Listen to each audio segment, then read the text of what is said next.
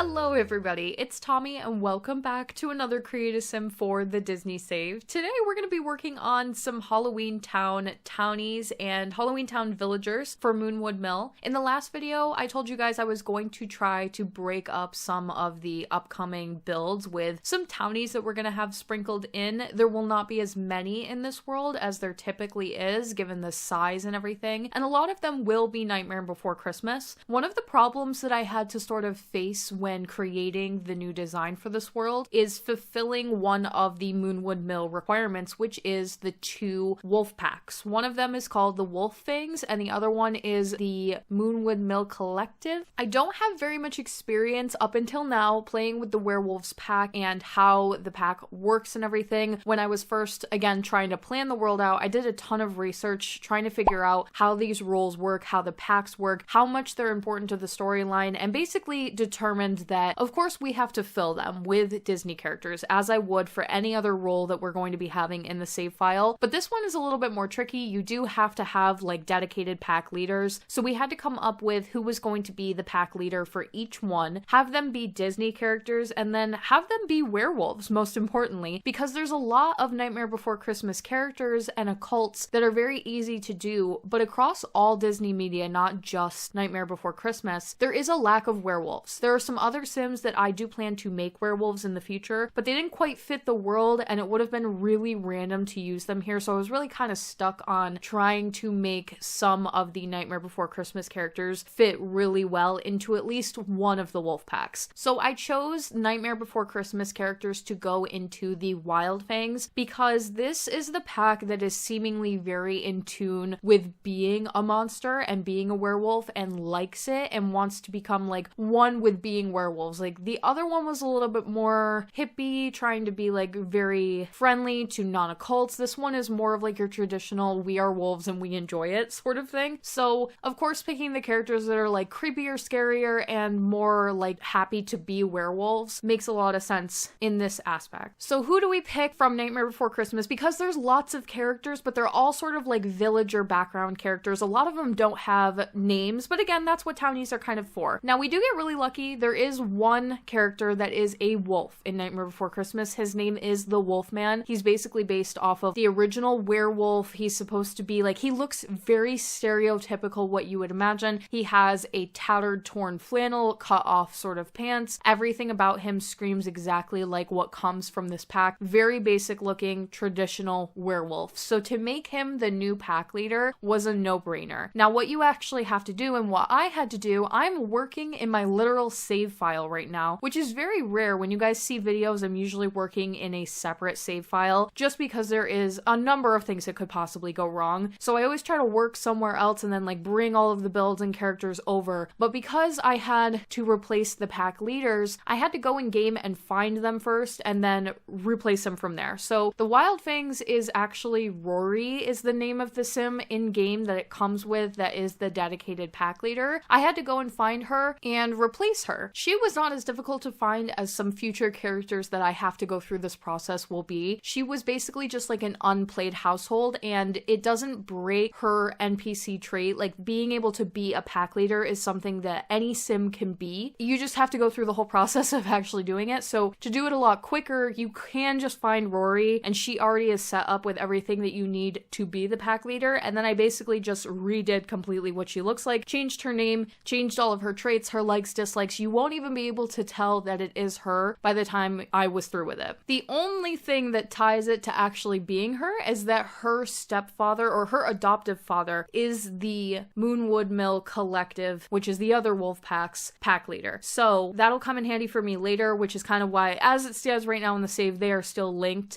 This random sim that I'm making and the one that comes with the Sims lore. This is why the Sims lore things that they introduced, although really fun for casual players that are just excited to like play the new packs and everything, really difficult for me because I have to work out all of the intricacies of removing the lore as much as I possibly can to put my own in. By the time I'm done with it, both packs will be fully Disney characters. They will both have Disney character pack leaders, and that's really the most important thing. So for the Wild Fangs, we have the Wolfman as the first one and the first sim that we've created today. Again, very basic sort of werewolf. The next character that I decided to create, originally, I will be honest with you guys, I had like a fall false memory and thought that there were 3 werewolf brothers in the Nightmare Before Christmas film, and I was going to have that be pack 1, and that was really easy, no problem. Then I rewatched the film and I realized I just was misremembering. There were 3 vampire brothers in the film, which doesn't really help me here, because of course I want the packs to actually be werewolves. So then I started to scramble with like, okay, well, who else can we fill the packs with? And my fiance and I talked about possibly filling it with other townsfolk. And originally I wasn't too keen on the idea, I'll be honest, because like I said, and I have said so many times, I do not love creating Sims that aren't super recognizable and putting them in the save file. But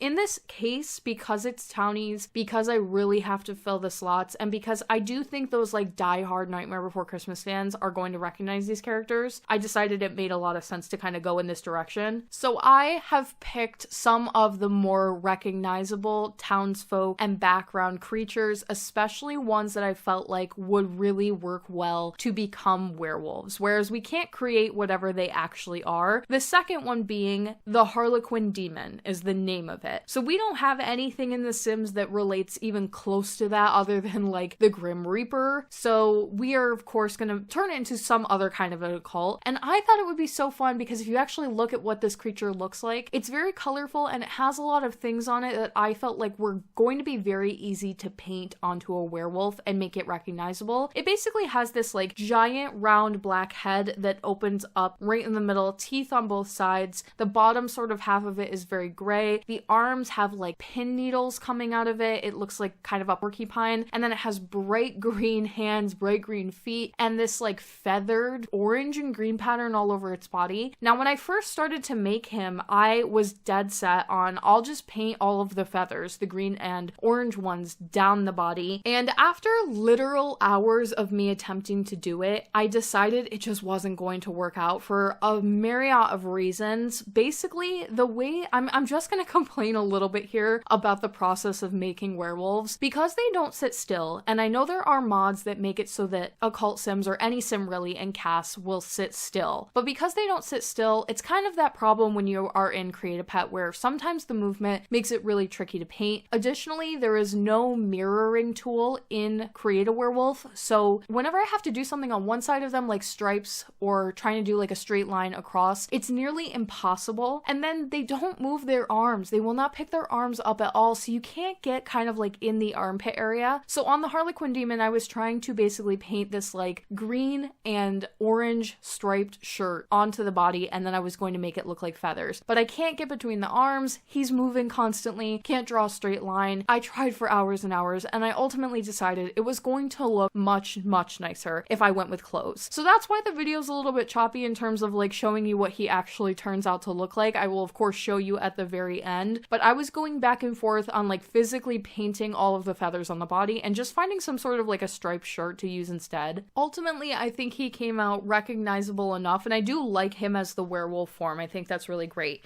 Upon me putting these guys into game and experimenting with them a bit, I have learned a lot about werewolves and how they actually operate in game, which is exciting. I've figured out how to make other sims that aren't the occult, that aren't werewolves, not afraid of werewolves anymore. I've figured out how to put people into packs correctly, which is really nice. It's going to make the process of doing the other packs super easy and smooth for me. This was like a whole learning process. I figured out how to make it so that werewolf sims can transform very easily into their werewolf form and almost permanently stay there. So for the Wolfman and the Harlequin Demon, they are probably going to be staying mostly 99% of the time in their werewolf form. I did create human versions of both of them because it's required. You can kind of see it in the corner throughout the Create a Sim video, but I did not include it in the actual footage because it's not important and it's not really relevant to what I would hope for them to look like in game. Now, the next chosen Halloween Town villager was the clown with the tearaway face. I was excited to do this one because we don't have a clown in the Disney save. Clowns are super creepy. I think a lot of people don't really like them. It is the perfect vibe for the Halloween Town characters that we have so far. And I was originally going like full clown with it. I wanted to use the clown costume, and then the idea was to do like the werewolf form and just do like more clown face paint and kind of play into the colors and things. But again, when I took these guys into live mode to kind of play with them a little bit, I realized that the clown costume, although really nice, is kind of bugged and it causes your sim to have face paint on, no matter if you chose that face paint or not. And I had given the sim actual face paint that I really, really liked. Basically, I was done with the sim and I just loved how they turned out. I loved the makeup I gave them. It wasn't like the dedicated clown makeup. I had used like a combination of the Sulani mermaid makeup and layers of other things, and it was causing them to have the big red nose with the makeup, and it didn't look very good for the face shape of the sim, so I had to go back and redo the whole thing. I ended up giving the clown a completely different costume.